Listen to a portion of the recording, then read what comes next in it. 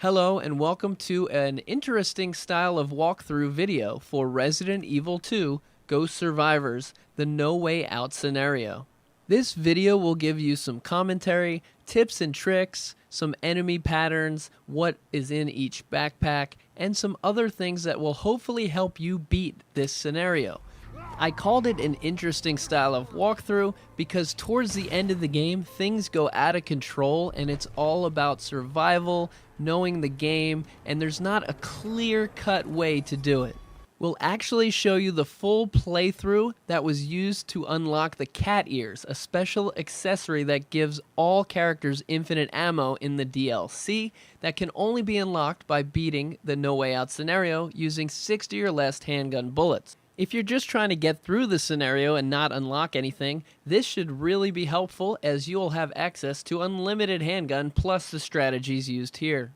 This is gonna be complicated, so let's get started.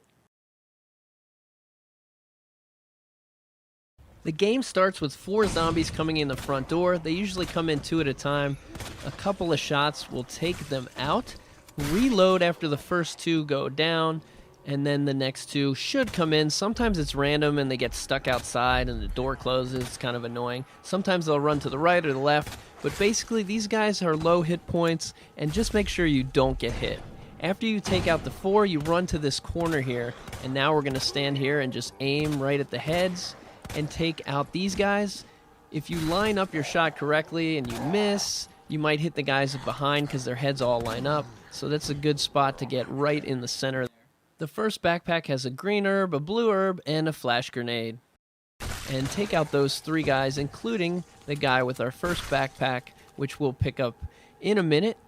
And once those 3 are dead, we're going to face this door, and there's one more guy inside. At this point, 2 zombies might be coming at you from the right, so if that door doesn't open right away, keep looking to the right. Take him down with 3 shots.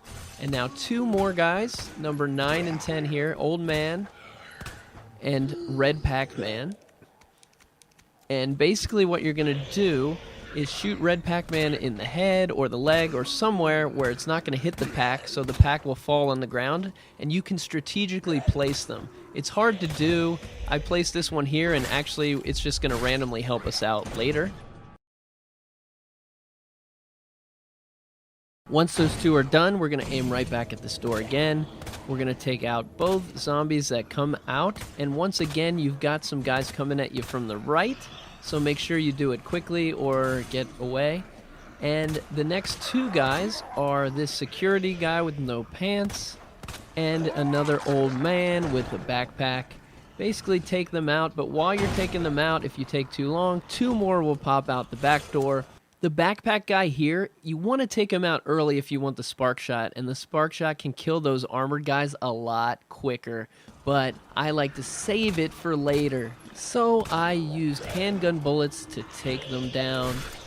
The next zombie's gonna pop in the front door, another armored guy. Basically, I lured them all over to that one side so I could just kind of sit there and pick them off slowly with headshots. And if you want to see how many bullets you fired, you have to pause the game, go to records for Ghost Survivors, and then press up and go to the second to last one called Gunslinger, and that will show you your current amount of bullets fired. As you can see here, I wasted a lot of bullets, missed a lot, and ran out. Do not run out.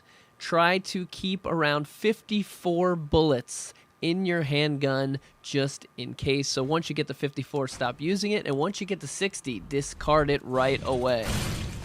Next, a red pack guy is going to come in the front door, and a backpack's going to come out the back. This guy has the shotgun, and that's going to be pretty important. Right now, we're going to take out the red guy using the spark shot. If you don't hit the pack, it won't blow up. So you can use the spark shot to knock it off of him and kill him at the same time. We're just going to use the spark shot to clear out the rest of the zombies. There are 2 left, and once we get to 20, the game will pause. So using the spark shot is very good as long as there's not enemies near you. And it's really great against the armored guys.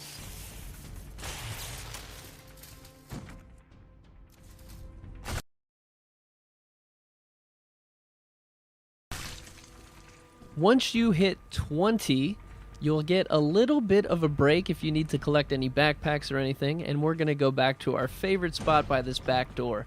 And the next people that come out are poison. If you use a spark shot, stay away. If you do a headshot with a shotgun, stay back. If you're close to them, you'll get poisoned.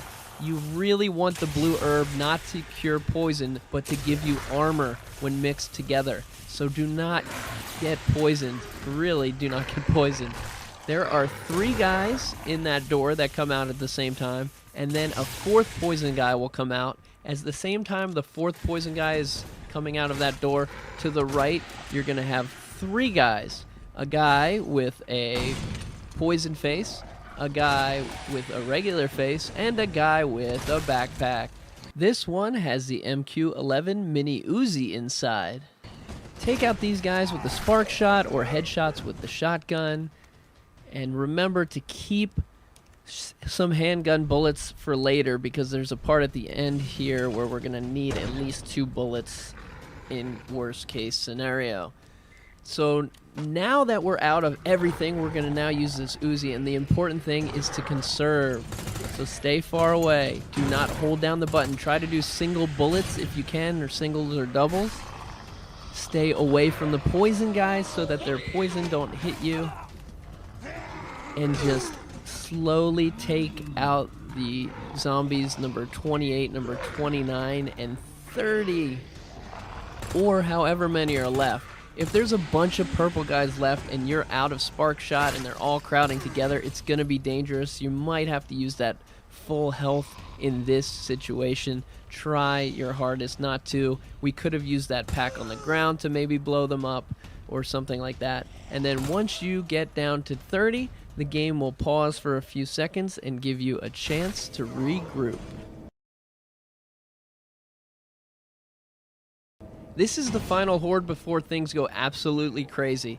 And you are going to have to shoot 2 red packs if you've run out of ammo. So you really can't technically run out of ammo. You have to have 2 bullets left, and you may as well have more.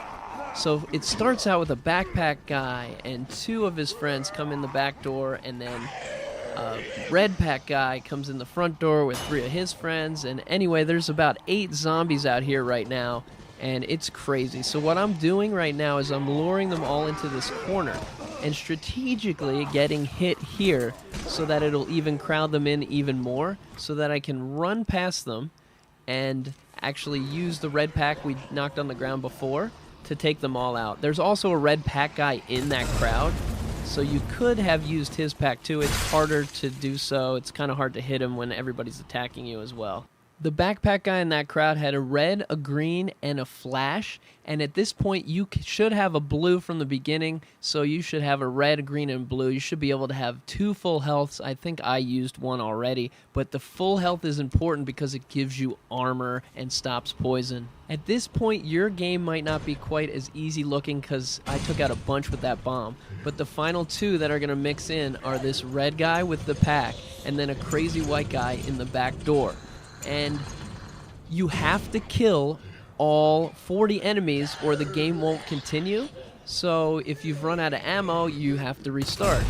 That's where using the pack and 1 bullet to take out both or multiple guys is going to be really crucial.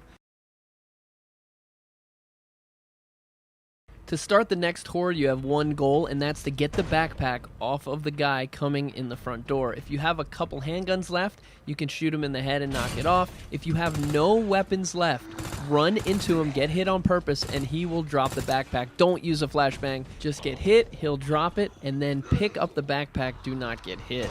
Inside is the flamethrower, and starting now, no more handgun, only backpack weapons. This horde has 2 armor guys that come in the front door and that police officer. If you don't kill any of the 3, nothing happens. Once you kill one of them, 2 more armored guys are going to come in the back door and things are going to start to get crazy. So that's why I can walk around here. I was actually testing that out. I was hoping the guys would pop in that back door so I could get them all with that red tank. But unless you take out 1 of the 3, they will not continue to spawn. And you'll see here in a minute, basically with the flamethrower, you shoot the ground, kind of catch the ground on fire and shoot up and down, and that's the reason the guys didn't spawn. That guy was actually alive. I thought he might have been dead. And now 2 guys come out the back, and now we are in trouble. We got armored guys all over the place, and I don't know what to do. So basically, use the flamethrower and try to group them all together so that you're hitting multiple enemies with these flames. So I kind of lured them all into that corner there, and I just kind of, I don't hold it down because you don't want to waste too much, and I kind of puff at it. And in that crowd, there's going to be another guy with a backpack, and he has a rocket.